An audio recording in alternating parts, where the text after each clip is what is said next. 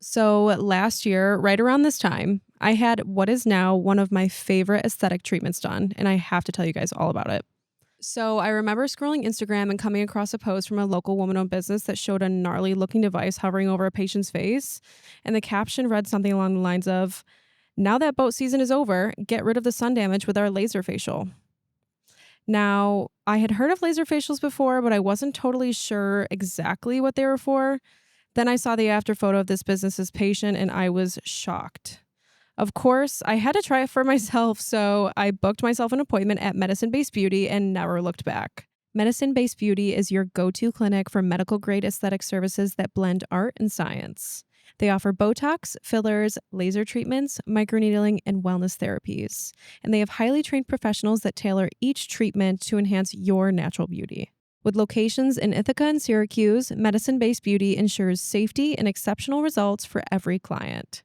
Are you ready to start your beauty journey? Schedule your appointment today by visiting their website at medicinebasedbeauty.com or calling 315-920-0012. Elevate your beauty routine with Medicine Based Beauty. You will not regret it.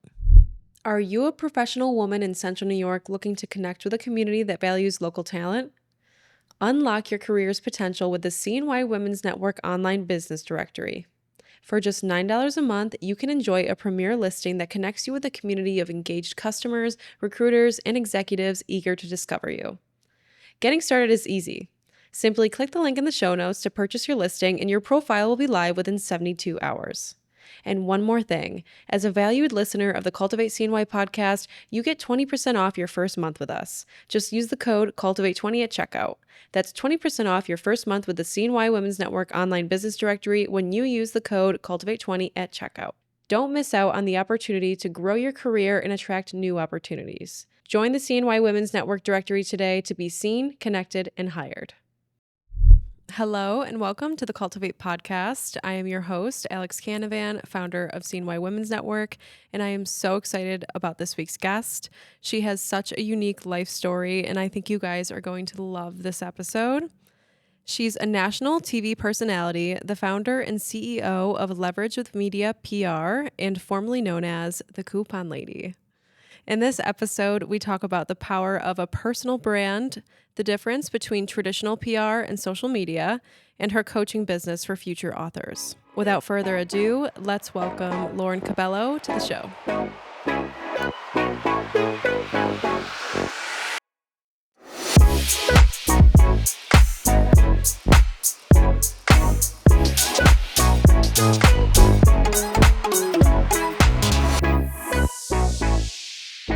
Let's talk a little bit about what you did growing up, who you were as a kid, as a teenager, and then how you got into what you're doing now. Okay, that sounds good. Yeah. So who was like 12-year-old Lauren? Like, what was her main hobby? Like, what was her personality like? I was a ballerina. I danced on stage. I was a classically trained ballerina. I danced with the New York City Ballet in the summer. I loved all of that, you know. I was the second born out of 4 children, and so I don't know, I loved life. I loved being on stage. It lit me up. So, you know, being on television was a natural thing for me, I think.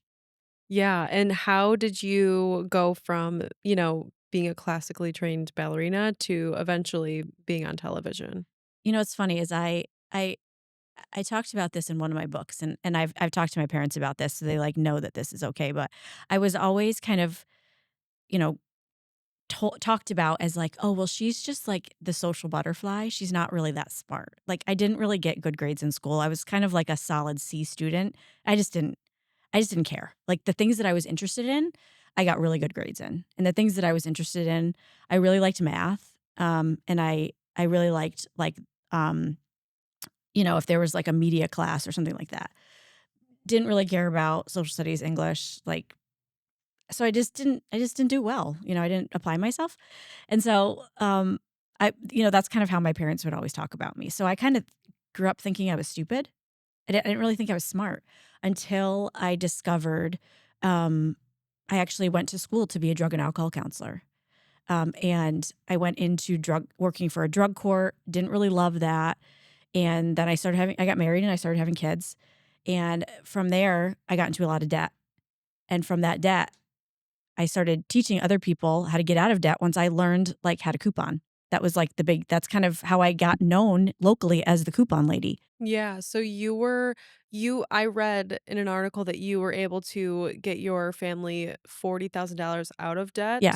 by keeping a really tight budget and couponing like a pro. Yeah. So that I got us out of $40,000 worth of debt in 2 years. What did that couponing look like for you on a week-to-week It was like a basis? part-time job. It was like a 20-hour a week thing because I wasn't working at that time.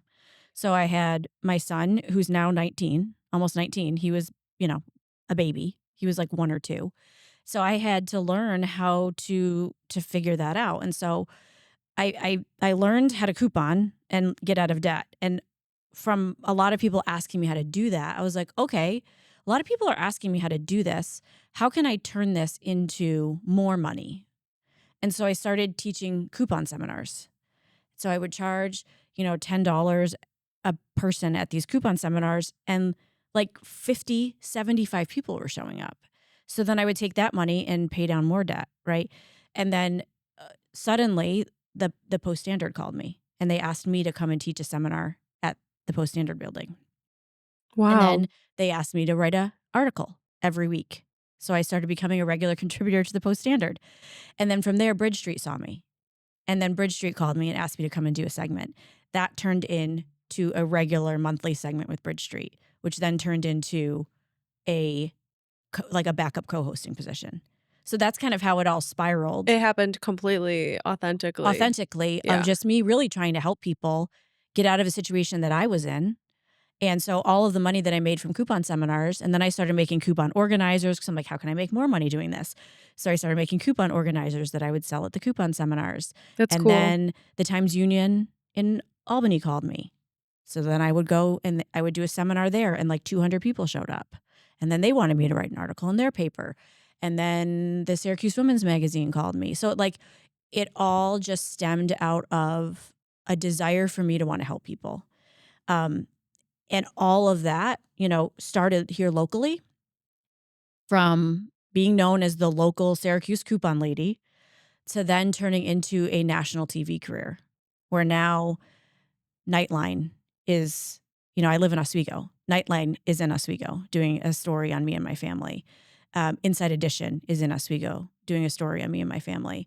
I have a regular gig on the Today Show with Hoda and Jenna for 6 years doing And frugal living. all these gigs that are now happening at a national level, how did you go from, you know, a local media outlet to getting recognized by a national media outlet? And, how does that even happen for someone? Do you reach out to them? Do they reach out to you?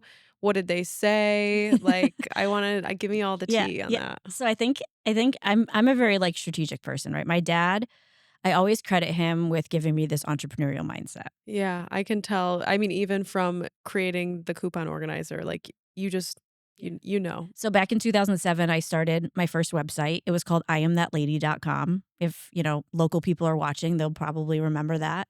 I, would go on there and post local coupon matchups and deals and things like that. So in 2007, I started that website. I still have the logo was terrible. It was like a headless lady holding this baby with like coupons everywhere. I still have a tote bag that I made that I would sell at these coupon seminars. I still have it hanging up in my office to remind me of where I came from. And I made those and I made the website. And the website was really my full-time job. Within 2 years, I was making 6 figures from that website. And so I thought, okay, I can make a living doing How do this. you monetize a website like that? I mean, at the time, it's might be a little different now, but It's definitely different now. So, a couple different things.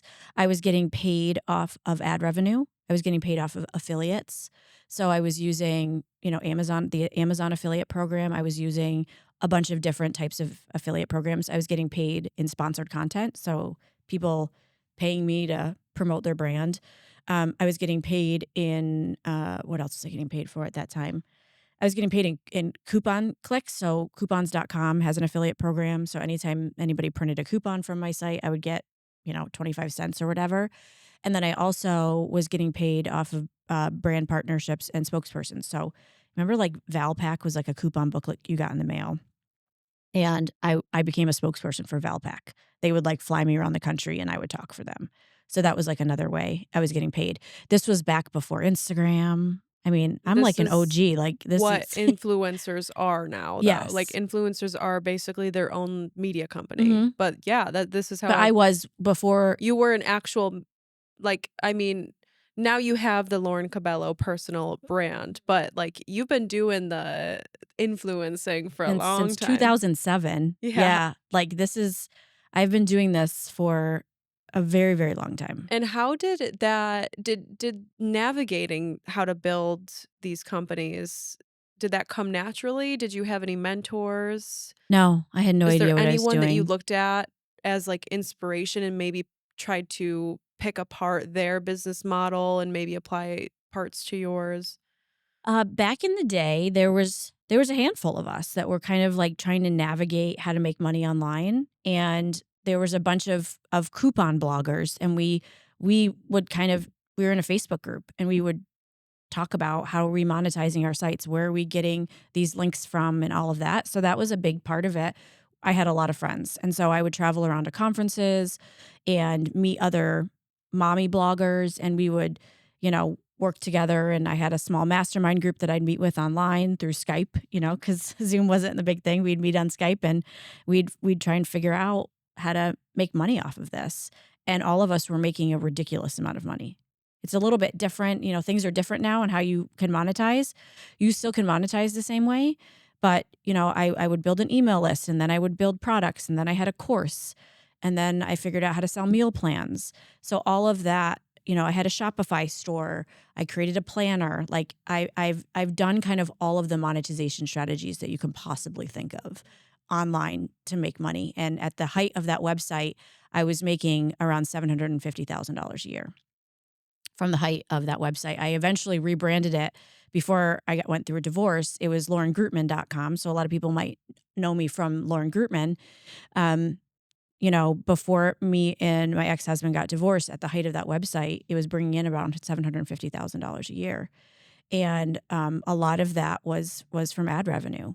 And there's a lot of things that have happened with Google and algorithm changes where it's a little bit harder to make that kind of ad revenue than it was back in 2015. But you can still make a ton of money. I mean, I have friends that are making millions still to this day. Hey everyone, I want to take a moment and tell you about an incredible community that's making a real difference for women in Central New York. Are you a growth minded woman looking for a supportive and dynamic community? Look no further. The Collective by CNY Women's Network is built on core values that foster personal and professional growth, ensuring you have the support you need to succeed and live your best life. In the Collective by CNY Women's Network, we celebrate women's successes, collaborate on community initiatives, and create our own opportunities. We're committed to making Central New York a more dynamic and prosperous place to live and build our legacies. Whether you're an entrepreneur, a professional, or someone that's just looking to connect with like minded women, this community is here for you. It's a platform where women are seen, feel connected, and can make their dreams come true.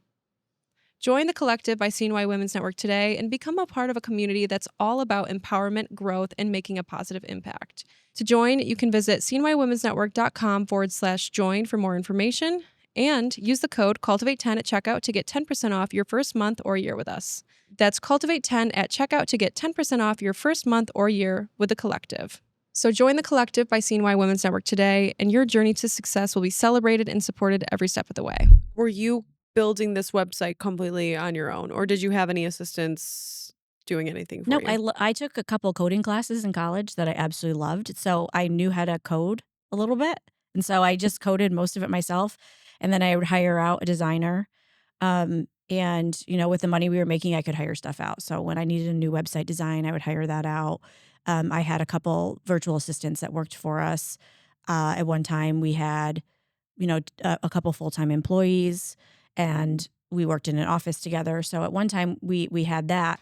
But then when, I'm very strategic, right? So I was thinking back in that time, I knew that my end goal was always that I wanted to get a book deal. That was like my dream. I want to get a traditionally published book deal with one of the big five books.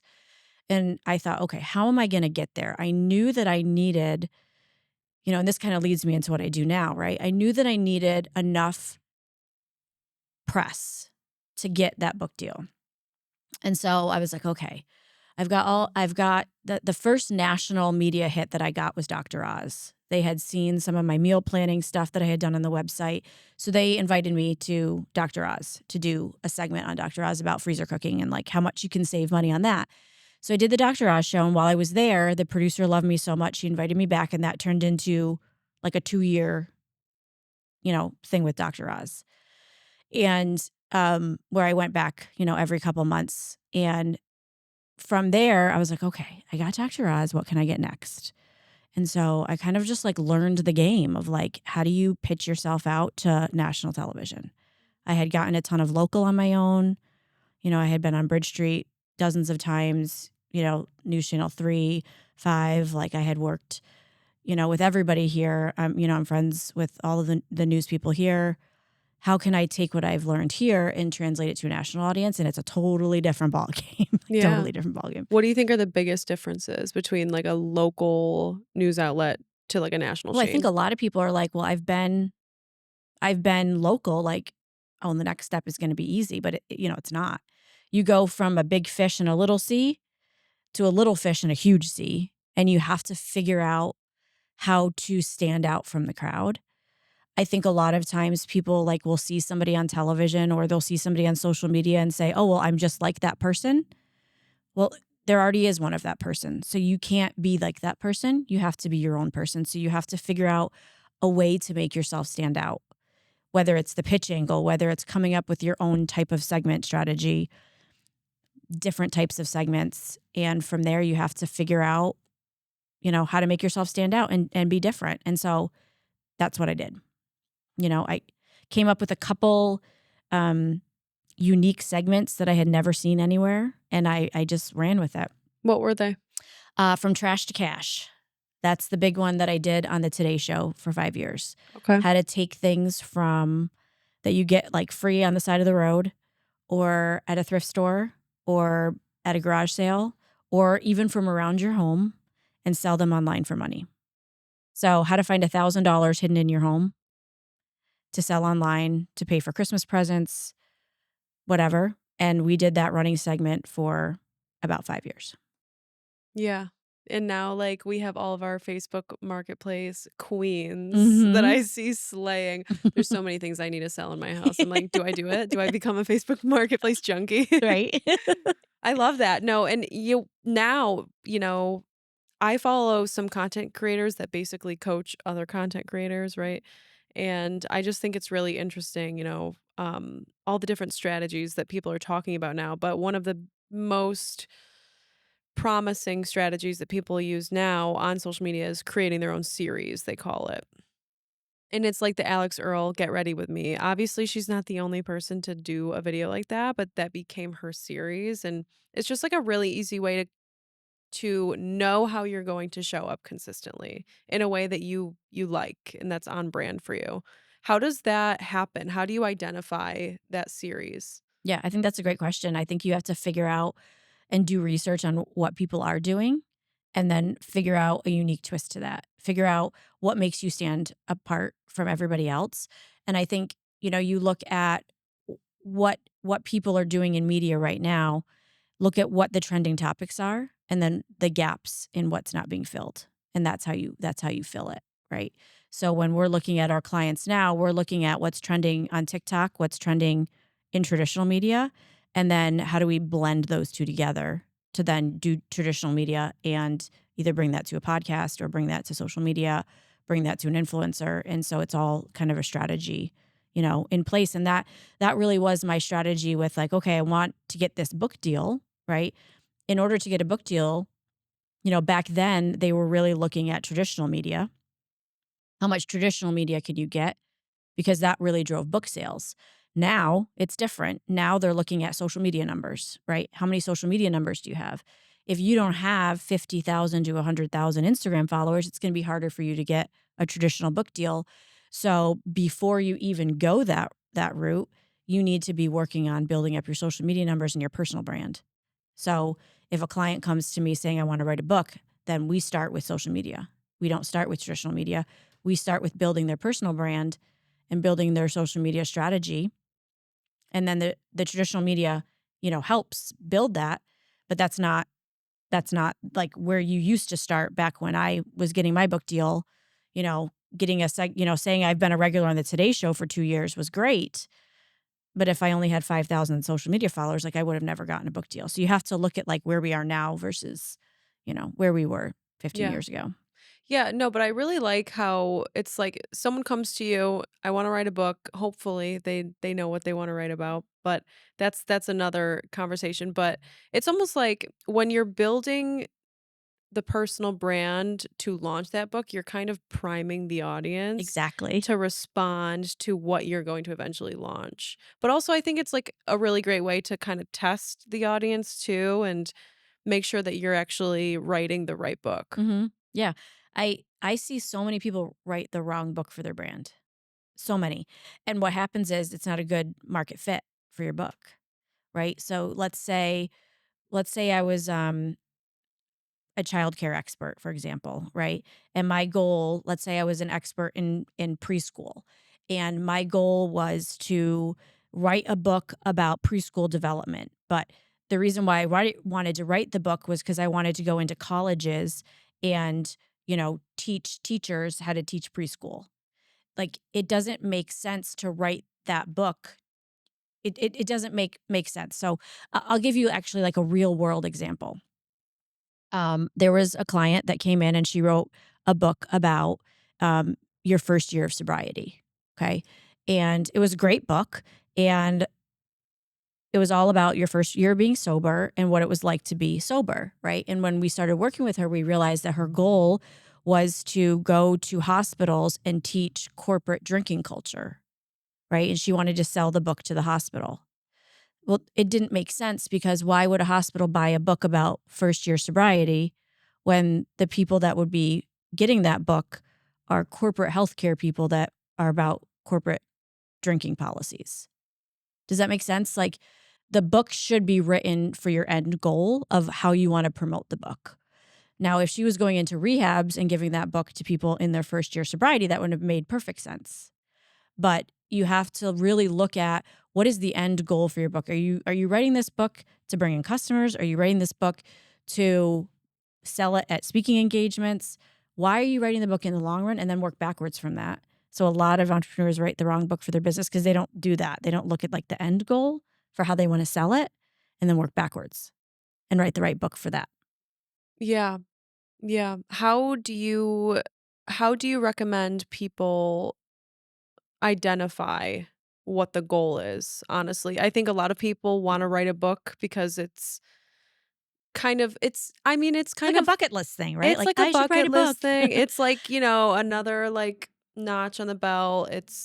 But how do you know what book is the right one for you to write, but also will serve the brand the most? Yeah, you have to look at your target demographic, right? Where are you going to sell the book? Are you going to just try and sell it online to your customers, or do you want to sell it to more of a corporate audience for speaking engagements?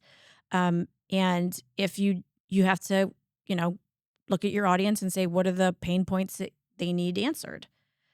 That gives you a really clear definition of what that is. So, for example, I'm my fourth book will come out in 2025, but my last book when I was in personal finance still is was called The Recovering Spender, and I did end up getting a traditional, major book deal with Hachette, which is the number 2 publisher in the country, back in 2016, and that book was called The Recovering Spender, and it was all about teaching moms how to get out of debt and reclaim the happiness in their life, right? So I got all of the information from that book from polling my audience for a year beforehand. Like, what are your pain points? What do you struggle with? And then I took all of that information and that's how I wrote the book. So before the book even came out, I knew what they were struggling with. So when I wrote it, and when I launched it, it was like I wrote it for them, right? So I think that's really kind of an important thing when people are looking at that. and to be strategic. I see so many authors and so many entrepreneurs just wanting to write that book and like get it out, and then they don't do anything with it. And it's like, why'd you waste your time? Like, why? It's a lot of It's a time lot of too. time for And what? it's not people write books to obtain a sense of authority in their field and not necessarily like this is gonna make me rich. Like it's not usually gonna make you rich. Yeah. Oh no, I say a book is a business card. It's yeah, it's nobody writes books for money. I used to think that it was a possibility. I think maybe like the Carrie Bradshaw Hmm. fandom might have convinced me of that, but no, now it's like No, the only way a book makes you money is if you set up like a book sales funnel, and the book goes into the sale of a course, and then that course goes into the sale of a mastermind. yeah, yeah, That's how you that's a set it up whole the right other way, but that's a that whole is a other sale conversation. yeah, we can talk about sales funnels if you want. That just makes me think of like the Profit First book. Yeah, I love that book. Yes, that is a Big sales fan. funnel. Yeah, big fan of Profit First, yeah, and, my CFO is always talking Profit First with me, and I'm like, because I'm definitely, like, a visionary, you know? Definitely a visionary, and, I have an integrator in my business and a COO in my business now, and thank God for them because I'm definitely, like, the visionary of the company. Well, let's talk about the company and actually the infrastructure now that we're already on that, because I kinda love to talk about, like, the formation of teams. How did you find your COO, your CFO? Who are they? And, like, how do you build a PR company? Well, let's go from the transition because I don't even think we talked about the transition from the old company to the new company Oh, yet, yeah. right? So the old company, I am that lady couponing, right? I did that for many, many years. And I ended up selling that company and starting Leverage with Media PR. And the reason why I wanted to do that was I was kind of done talking about finance. I had done it for 15 years and I had such a passion for teaching people how to use books to scale their businesses the way that I had done it. So, in using books and media to scale and build a brand very strategically is what I had done, through the I Am That Lady and Lauren Grootman brand. And so I sold that business and started Leverage with Media PR and really, decided to build that up. And so we only work with celebrity nonfiction entrepreneurial like thought leadership authors. And so we've worked with amazing people like Ryan Serhant, um, some RuPaul drag queens, from RuPaul's Drag Race, and some of like the most amazing thought leaders, Beyonce's social media director, and really become the most sought after PR agency for thought leadership authors. We work with Forbes and Inc. And all of their books, but Teams is huge. I knew that I couldn't do this by myself right out of the gate. I knew that I needed to bring on the best publicists that I could find. And so that was my first hire was I need people that can get the best press for the clients that we bring on. So my first two hires were amazing publicists from New York City. Um, and to be honest, like when I first started, I barely paid myself. I paid them a lot of money to the point where barely paid myself, when I first started. But I knew that in order to scale quickly, I needed to get results right out of the gate. And that was how I did it. So that's kind of how I came out of the gate um, running is I got people that got me results quickly. Yeah. Yeah. And what does it look like to be a good publicist? It's not only to have the skill set, but do you have to have kind of the network already?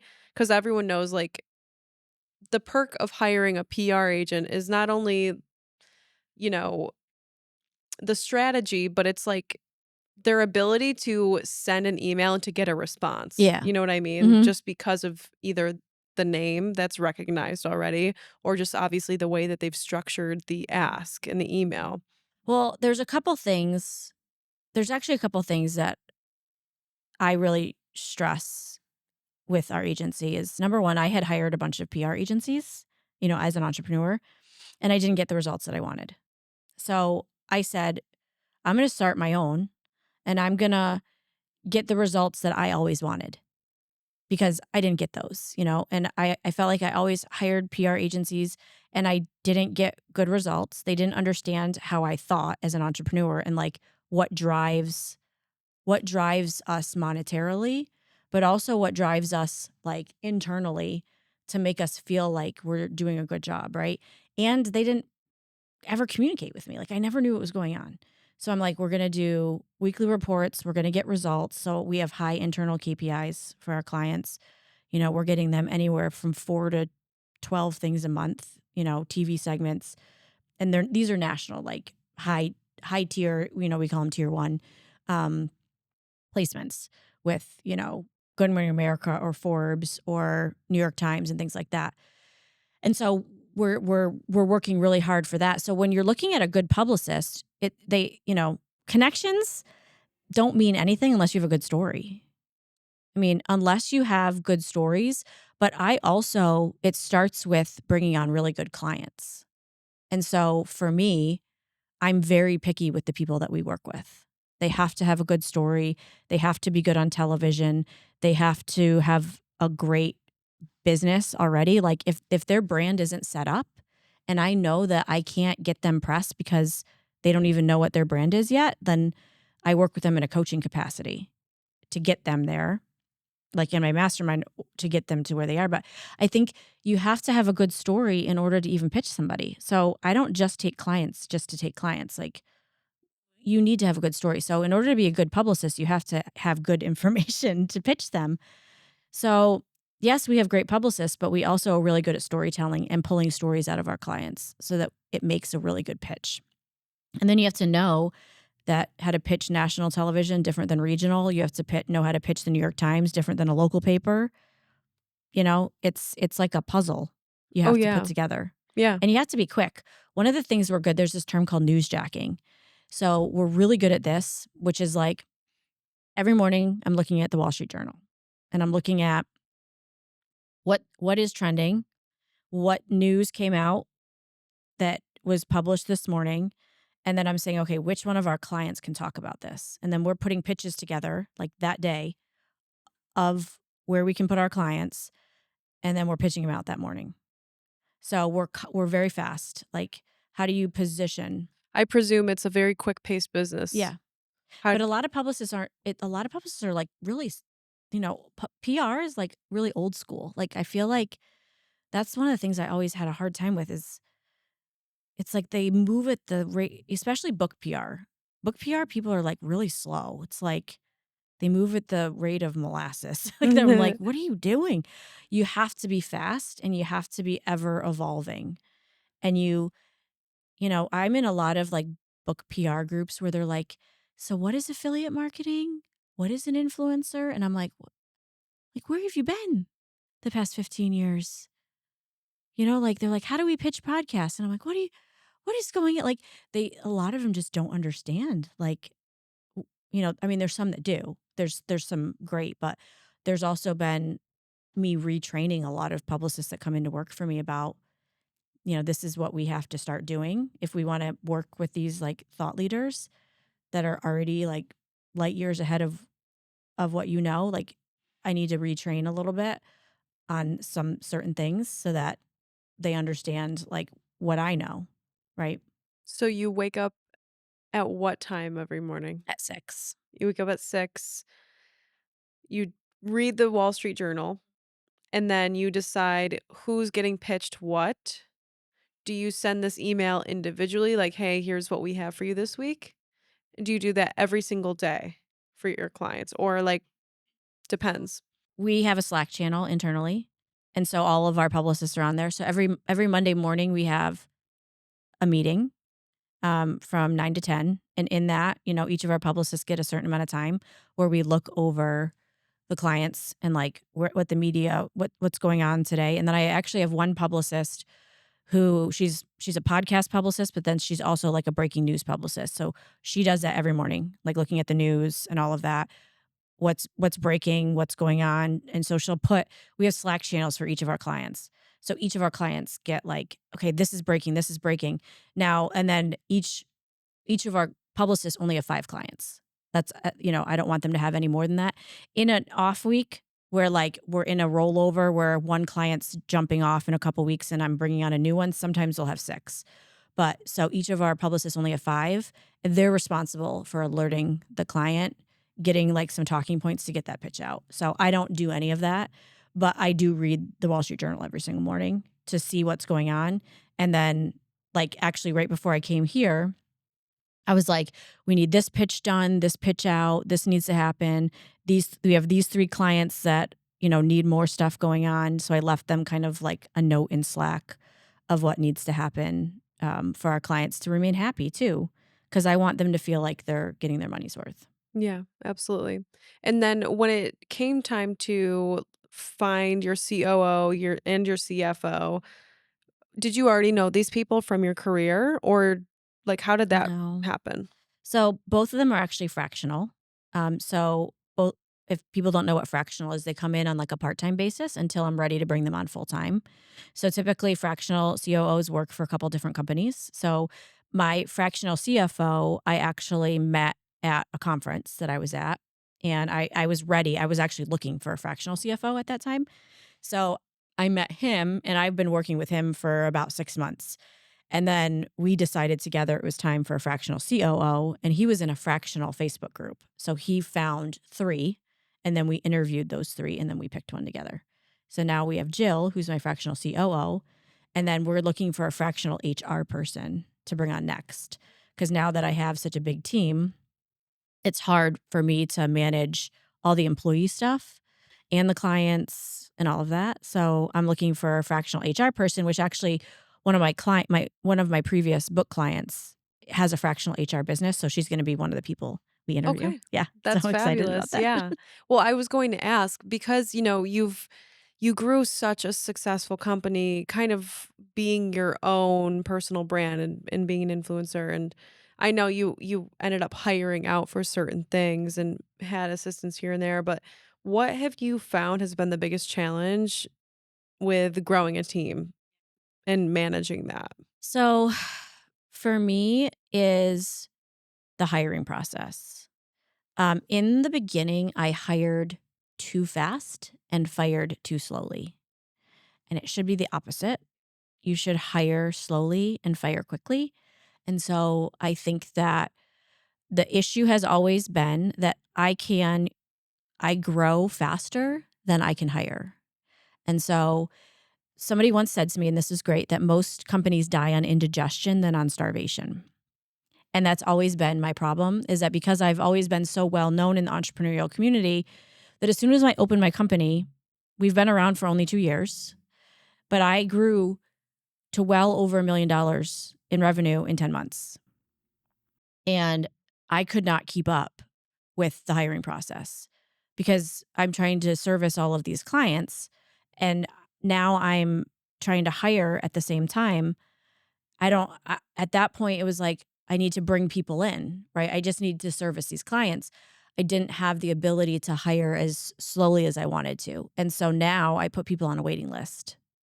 And, we only can bring on 20 clients at a time, max. Um, Now we have a plethora of hiring. We have a process, we have SOPs, we have all of that. So that has been my biggest issue is fulfillment. Once we get clients in, we can keep them happy and all of that. For me, it's been hiring and finding the right caliber of publicists that I can bring in. That's been the toughest That's been the part. toughest, yeah. I assume obviously the more talented you need in an employee, obviously there's fewer to choose from. What has been your main hiring resource? LinkedIn has been the best for me. And PR groups. Like I'm in a bunch of PR groups, so we have I'm a member, our agency is a member of PRSA. And there's actually a local chapter here, the Public Relations Society of America. And so I'll put an ad out there when we're hiring, and that's where I got my most recent publicist was from there. Great, yeah. Well, let's talk about the coaching business that you also do on the side. You personally coach entrepreneurs that are interested in writing their own books. And how do you think that the clients from kind of your original PR business sort of come through that funnel in a way and you say, "Okay, we're not quite ready yet to start writing, maybe. Maybe we don't even know what the book is yet," but you start working with them on that. What does that process look like? Yeah, so actually most all of the clients that, we don't do any marketing to get PR clients. They come through word of mouth or referral. And but what I'm finding is that on a lot of clients that come to us, I've been finding that a lot of them aren't at the place where I need them to be to hire a publicist because there's a right and a wrong time, right? Your brand needs to be established. Your book needs to be ready in order to come to the PR side. And so I found that there's a lot of entrepreneurs that say, well, I want to write the book, right? But I just don't know where to start. Can you give me some guidance on that? So I actually have a mastermind that I run twice a year. That mastermind, I only take 10 people through it at a time, and it's a group mastermind. So we meet together for 6 months at a time, and I walk you through the process. We meet once a week for an hour and a half a week, and I walk you through the whole process. We go through it together of how to write the right book for your business, how to get your brand in the right place. We go and I set you up with how to get your book in the right place. We get the book started, the outline started. Some people even have the book done by the time we're done with the 6 months, and then we put them into the PR side. Some people aren't ready, to have their book, but they have the outline done. They know where they're going. Their brand is ready. Their social media is ready so that their foundation is right where they need to be for that book to come out. So that's really what I'm finding is that instead of just turning people away that aren't ready, I get them ready through the mastermind, and it's a more affordable way for them. Instead of paying for like one-on-one coaching with me, we do it in a group setting. And then actually, so 10 people, they graduate the mastermind and then they have like a really solid other 9 people that help them launch their book. So it's really cool to kind of see that community grow and help each other launch their books. So yeah, that's the build your brand mastermind that I do with people. And it becomes a really cool, close knit group of people. And then sometimes people come to the PR side and sometimes people don't. And either way is fine with me as long as I feel like they've gotten what they want out of it. Yeah, and you've still been of service to these people. It's not like you're saying, "Sorry, you're not ready to start a book. See you See ya, later." peace. Yeah. Well, that's It's the thing like, is "No, here's another option right, for you. because I I can feel still help like you get there." right, I feel like I can give them so much more information. Like let's set up an affiliate. Let's set up a step. Let's do some merch. Let's like what else can we do to help bring you an income? Do we need to do a planner to come with this book or a workbook? I know where we can get that, you know, if you want to have it made in the US or in China, like I know how to do both of those. So, I can help guide them so much in that process more than just PR, and it really helps them on that side. Yeah. So if someone does want to say write a book on like personal or professional development kind of in the thought leader space, what would you say are some of like the do's and don'ts in terms of social media content? hmm So I would say social media content, make it all about your audience. Like share tips and tricks for your audience, figure out what they want to do. But I have a social media team, and they always say like, you have your six grids, right, of content, and those 6 grids should always tell a story and have that story, share about your business and your brand. I would say don't make it all about you all the time. Make it about them. How can you help them? How can you solve their problems? And then they're gonna want to stick around more if you're helping solve their problems. Yeah. And if you maybe want to start a personal brand, like you've always wanted to be an influencer, but you don't really know exactly how to serve people, like or at least serve the audience that you currently have. How would you advise someone going about figuring that out first, obviously, before they're creating the content? So I think a lot of people are like, I want to be an influencer. And then they don't know what they want to do. I always say start with what you're passionate about. What are you passionate about? But also, if there's a way for you to get involved in a networking group, like get around the people that are doing what you want to do. That's so important. There's so many sayings that say that, the 5 or the 10 people that you surround yourself the most with are the people that you're going to be the most like. Like, find a networking group, find other women entrepreneurs, find other women business owners, hang out with them. But don't be like trying to get everything from them. Like, there's those people that like, "Oh, I wanna pick your brain." Be willing to pay people for their expertise. Don't be the type of people that wanna just get free stuff from everybody. Realize that, like, you've been doing this for a long time. I've been doing this for a long time. If you pay, I have paid for so many 1-hour consultations for $500,000 for specialty calls from people when I need to know how to do something very specific, and it has paid. The dividends are, are endless. So be willing to spend the money on coaching, mentorship, involving yourself with people so that you can start off the right way. I think so many people waste years of their life trying to figure it out when they could just Like all by all by themselves. well they because they're all by themselves, right? And there's so many networking groups that you can join, and communities. I mean, your community, like, that you can join, that you can be a part of, that will help you get started so much faster. I mean, I don't know where I would have been had I not been in a community right out of the gate and around other women that we were talking about, like, how do you do this? How do you do that? And it changed my life. I mean, literally changed my life. What are some of your favorite social media trends right now? Like, is there anything you're loving that you, like, really wanna try? So, this might sound really bad, but I I'm not like my social media people are always like, "Lauren, you gotta do more." And I'm like, You're really good at showing up, though. "Well, Like, thank how do you." you decide what you're gonna post and how you're gonna show up? Is it always, like, very authentic and intuitive, or do you have a strategy for your own? I'm actually very much this is how I do it with my social team because I don't like planning things, right? I'm a visionary, so I act on creativity and impulse. That's how visionaries are, Yep, right? I hear that. So if you tell me that I have to follow a script and do these 3 videos a week, I'm gonna be like, "I'm not doing it." Like, I'm just not doing it. So what I do with my social team, and I think this gives all the visionaries and creatives freedom to do what works for you, okay, is I actually have a folder. My social media team, I have a folder, a Google Drive folder, and when I'm out and about in public with my kids, in my kitchen, on a business trip, whatever, I'm taking a reel and I'm popping it in my folder, and then they take it and they create something because that's how I operate and how I'm filled up and how I find inspiration.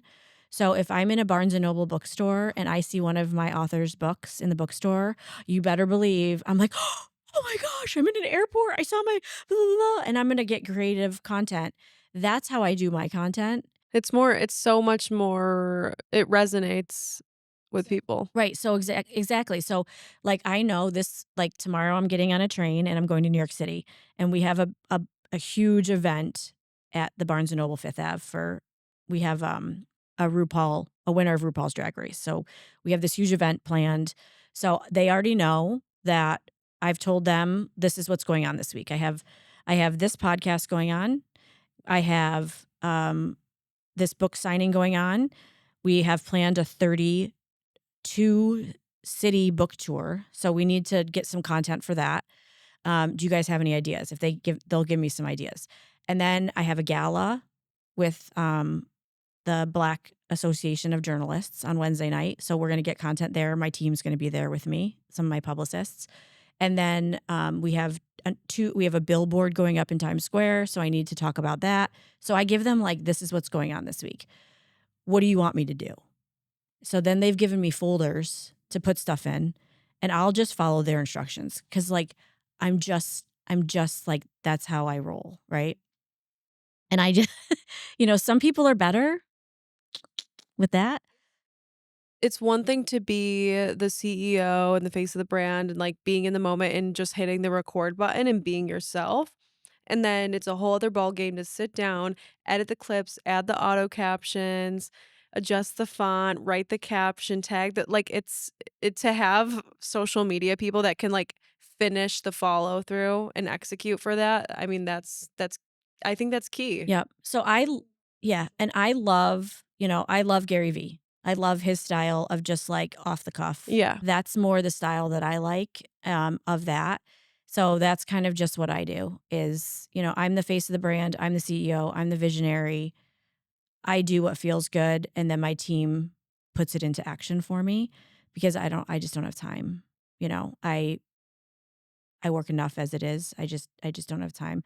But there was a time when I had to do it all and it just didn't get done. Like I just I feel like that's not talked about at all. Is like a lot of people will talk about like the team they have now, but it wasn't always like this, and I had to work 12-hour days, 7 days a week. But like that's so real of you to say it just didn't get just didn't done. get done. Because Nope. I mean, I feel that if you couldn't tell, I'm like I just need more help in the social media department. There's just so many things There's to do. so many things, and I always talk about, and this one of my keynote speaks one of my keynotes like talks that I do around the country is talking about the lie of the word balance, right? Is that one thing I haven't mentioned? I did go through a divorce, and I'm a single mom of four. My kids are 11, 13, 15, and 19, and people say, well, how do you run $1 million company with all these employees and all of that? Well, I'll tell you what I do is that and actually there's an article coming out in Syracuse Women's Magazine about this concept. We're all juggling as women. We're juggling a certain amount of balls, right? And some of them are glass and some of them are plastic. And my job as a mom, as a CEO, is to not drop the glass ones. The glass ones break, right? The plastic ones can bounce, roll under the couch. I can kick them, pick them back up anytime. The glass ones are the important ones. The glass ones are like my sanity and my mental health, my kids, the fact that I have food on the table, that my employees are paid, my employees are happy, that my clients are happy. Those are the important ones, right? If I take care of those, we're good. Everything else, my house will probably be messy most of the time. Um, I there's been certain this year has been a lot of like, what things can I get rid of in my life to make my life easier? And there was a time when I couldn't afford a house cleaner, where my house was just messy all of the time because I was trying to build a company. And a lot of people don't talk about the struggle, that messy middle where you're working 15 hours a week and your house is a disaster and your kids are eating McDonald's all of the time because you're working 16 hours a day and you're trying to build a legacy and you're just hitting your head up against the wall because you're having to do everything. People quit at that time because they think that like they have to have a social media team or they have to have this or they have to have that. And if you don't have social media for a year, like just let it go. It's a plastic ball, you know? Build the important things, the income producing activity things, so that you can eventually hire those things. I just hired my social media team 2 months ago. Before that, I don't even know what was happening. That's a really good point, though. I think people get ahead of themselves and think that they the following comes first. And you know what? You do have to have someone to sell your good or service to, right? It's important to do as much as you can, but it's so much more important to identify the income producing assets, build the SOPs, make sure like all of the processes are smooth so your actual when you are actually getting those clients, their experience is great and they stay with you and they're not just jumping ship because you're all talk and you're all social media, you know what I mean? I'm sure you see a lot of that, especially in the PR space. I mean, PR is hands down one of the hardest things to prove on from an ROI standpoint, I think, for a lot of marketing teams and therefore very small percentage of marketing budgets go towards PR. So, what can you say about the other players in your industry? Like, what do you wish that they didn't do or maybe wish that they would do more of for their clients? Yeah. So a common trend in PR is you hire them, you pay a ridiculously high rate, 75 to $15,000, and then they stick you with a junior publicist right out of college, right? That's a very typical trend. Also, really low follow through, promising you the world and not following through with it. I have a lot of people come to me that paid, $15,000 a month and got like one article a week, or not even a week, a month. And they had a junior publicist who was like 21 years old. So that's a big thing that we see a lot. And a lot of PR agencies don't understand television. And I'll tell you why this is huge. A lot of people say, TV is dead. This is something we get, like, nobody watches TV anymore. Oh, well, okay. I can disprove that because I can see that 5 million people watch Good Morning America still. But what Good Morning America still proves is that you cannot pay for that appearance unless you have $100,000, $200,000, let's say. When I can get somebody on Good Morning America, it shows everybody else that this person's story is worth Good Morning America's attention. So it adds a huge amount of credibility and authority to that person and that brand. So you can't pay money for that. It's incredibly difficult to get somebody on those shows, like incredibly. And so when I look at that, if somebody comes out of the gate and says, okay, I can get you on GMA, I can get you the Today Show, and they're promising you these things, they're lying to you. Like, it's so hard. It's so hard. So they're lying to you. And then also, passing off to junior publicists. All of our publicists have been in the industry for 15 plus years. They know this industry. They're all very, very senior publicists. I'm also not going to lie to you and say I can get you on GMA, because I can't. I can't tell you that. We can try. We have a strategy to get you there. But I cannot promise you that. And if somebody tries to get me to write that into their contract, I won't work with you, because I'm just not going to go against what I know I can do. So that's that. And then also, like, I want people to be true to their word. Our internal KPIs that we stand very true to is we're going to get you no less than 4 media hits a month, no less. So we're usually at least 4, and those are top tier, right? So those are good. Business Insider, One a week. I mean, you can't complain 1 about a that. week, and our rates, start at 5,000 a month, and they can go up to 10,000. But you're getting top tier podcasts as well, like Impact Theory, and the number one podcasts in the country. So we have a podcast editor, and a podcast pitcher, and we're working with all of the top shows. And we're ingrained in all of those shows. So you have to understand the industry that you're in. And if you don't, then you shouldn't be working in it, right? So those are the big things that I see that I wish they would stop doing, because it gives all of us a bad name, I think. And so what do you think is the next step for Leverage with Media PR? Do you think it's hiring more publicists?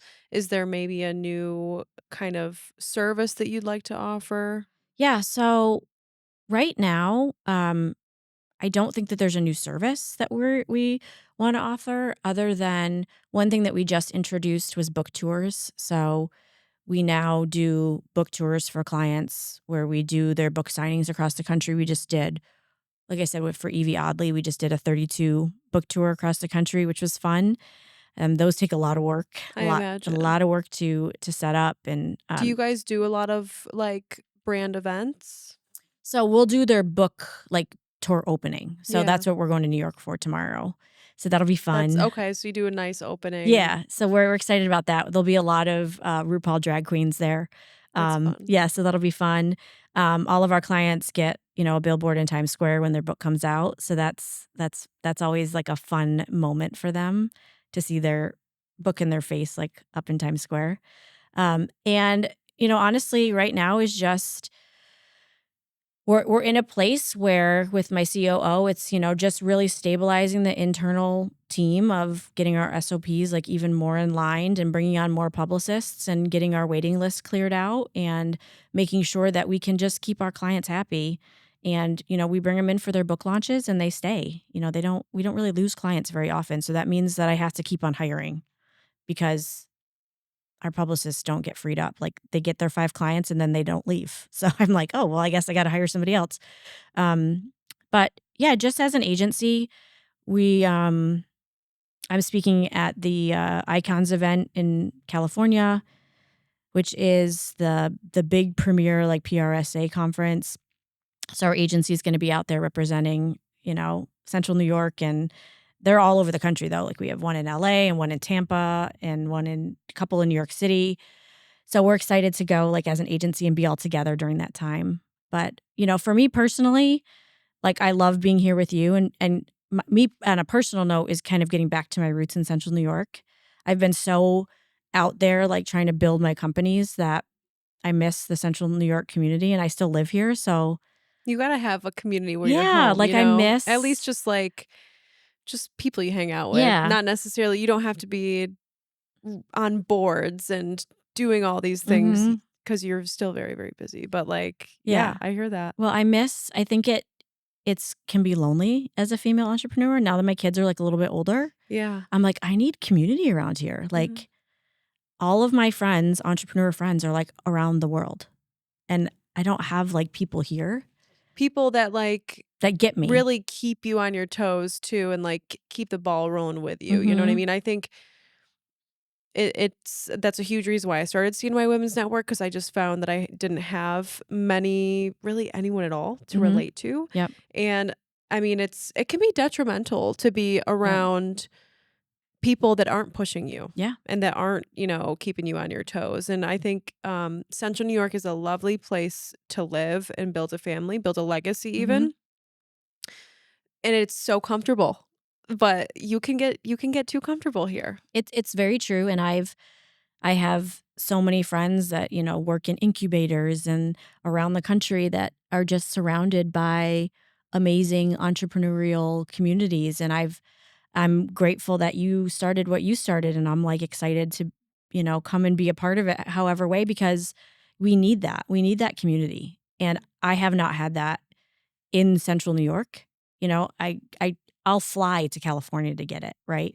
But we need those types of women in our life to push us, not the people that say, "Oh, aren't you working too hard?" You know? It's not It's only like, like that we need it, it's that we deserve it mhm. because you deserve to be just as supported and connected with people as entrepreneurs are in Austin because there are resources like that. Like you deserve to feel like you have a community of people that you resonate with. So, yeah, that's exactly why I started CNY, the collective, our new membership community. But we host a bunch of like public events too. But I'd love to invite you to one of our members events. We've got some really cool things coming up. Yeah, I would love that. I'm like a sucker for event experiences. I hope to build the CNY Women's Network out as like a media and PR company, but specifically for the region and particularly specializing in experiential marketing, brand events and helping our local women business owners get their products into the hands of their consumers and their Well, customers. I've So, got connections. yeah, of course you do, Lauren. Of course you do. I'm gonna have to hit you up, girl. I need to. I know, Can I pick right? your brain? You can pick somebody once told me picking my brain comes with an invoice, but I'll make an exception for you. Yeah. You gotta just set up the workflow that uses the context clue picking your brain, Yeah. and it automatically sends like an Well, invoice. you know what? I was talking to my dad about this weekend as we wrap up, right? He said that when he does a pick your brain session, right? He'll offer one pick your brain session, but he gives them an invoice at the end of the session and it says paid in full so that they know how much it is for the hour, Yeah, that's right? very smart. And I said, "Okay, I'm gonna start doing that." But now when we get a client asking to come and meet with me now, because my calendar is just like back to back, she'll now ask, "Are you looking to meet with Lauren to hire the agency, or are you looking for free information about, or like a pick your brain call?" And so if they say, "Well, I'm just, looking for some advice or something like that," she'll be like, "Okay, great. Well, her advice calls are $250 or whatever, price." And so that's kind of how we've been getting around it lately because so many calls were coming through my booking system of just like I would get on a call and she'd be like, "I just want some advice." And I'm like, I'm just like so busy. I can't give free coaching all day. Like there's just a cutoff for what if you're looking to hire me, great. We can do a sales call, but I just don't have time. No, and the thing is that people do that everywhere. Mhm. Like, you got Exactly. entrepreneurs do that all the time, Mhm. especially male entrepreneurs. Like, they're never afraid to be like, "Yeah, absolutely. It's this much money to meet with me for an hour." But I think, like, you know, especially at the local level here, I've talked to so many women that are in this very predicament, and I'm like, "You need to be, like, charging by the minute, girlfriend. Like, you have to."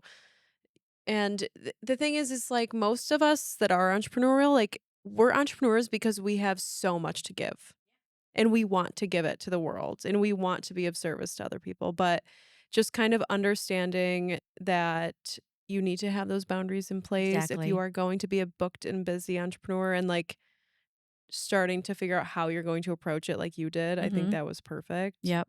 Yeah, that's key, It's I'm like I have sure. 18 years of business doing this. Oh, yeah. You're not gonna pick my brain for half an hour. It comes with an invoice. I'm Yep. sorry. Go find somebody else, but this one charges. I love it. Hallelujah. Hallelujah. Amen. Oh, well, this was a pleasure, Yeah, Lauren. I thank loved hearing your you. story from the person itself. Obviously, I've done my research because there's so many things online. We'll be sure to leave all of the links in the show notes. Is there anything you wanted to direct people to or share before we close out the show? Well, I mean, people can find me, at leveragewithmedia.com is the website for my agency, and then laurencobello.com. You can find all my coaching information and speaking information and, all of that stuff. All So, of but the I'm things, so the excited to be podcast. here. She even does media training, guys, I if do, you want to learn how you can show up in front of the camera. yep, I do So, corporate media training for agencies or law firms, or, I've done any sports teams, things like that. So, yeah. yeah, She those are does it those are all. those are always fun. SU if you need me. Yeah, there we go. Yeah. I wonder if anyone from SU listens to this podcast. We'll They do see. now, right? Yes, yes, they do now. All right. Well, thank you so much, Lauren. It Thank was a pleasure, you. Thank you so and much. I'll talk to you next time. All right. All right, guys, that is it for this week's episode. Thank you so much for tuning in to Cultivate CNY. If you enjoyed this episode, I would love it if you left us a review and make sure you're subscribed to the show. Speaking of the show, if you know anyone or if you are interested in being our next guest on Cultivate CNY, be sure to submit us an application. You can just click the link in the show notes. And if you're a business owner that's interested in getting in front of our audience, you can go ahead and email us at podcast@cnywomensnetwork.com to learn more about sponsorship and advertising opportunities. All right, that's it for now. I'll catch you guys next Monday.